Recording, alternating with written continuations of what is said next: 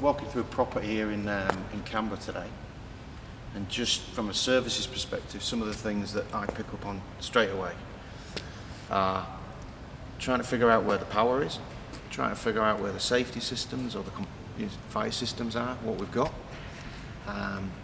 Looking at the age of it, looking at the condition of it, and this is a heritage building with some old artefacts in it as well, and trying to sort of visualise what it was used for and how it's being used now, which is very different to what it was originally, and just trying to get a grasp on how it all comes together. So it's like almost like an inspector trying to figure out what's going on and what's gone on in this building and how it all comes together. So straight away I can see in here we've got some old DBs, we've got some new lights, some old lights, some new fire systems.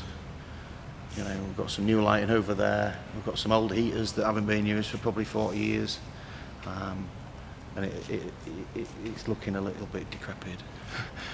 So if I'm looking at this from an owner and I'm only interested in the financial return, what does that matter?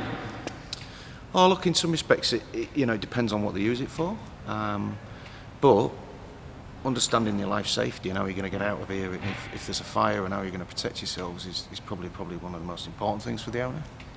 And also, how we're going to keep providing the service is, for example, the power in this building is planned for a refurbishment, but the equipment's pretty old now, and it in some areas it looks a little bit unsafe. So from an owner's perspective, you need to understand that, and you need to understand what checks and balances or maintenance and compliance issues you have when you're taking on this building.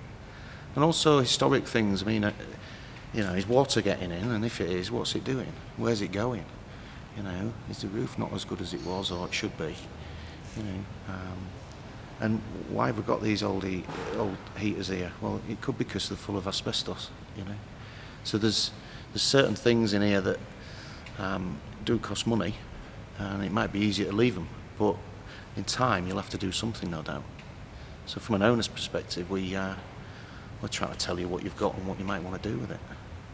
Does that have anything to do with the risk? Absolutely. Absolutely. The risks within a space such as this with public in it, you've got to make sure you are compliant. You've got to make sure that them systems, you understand when they're getting checked and tagged and all that kind of stuff. If you don't and something happened, what do you think would happen? Risk. Risk.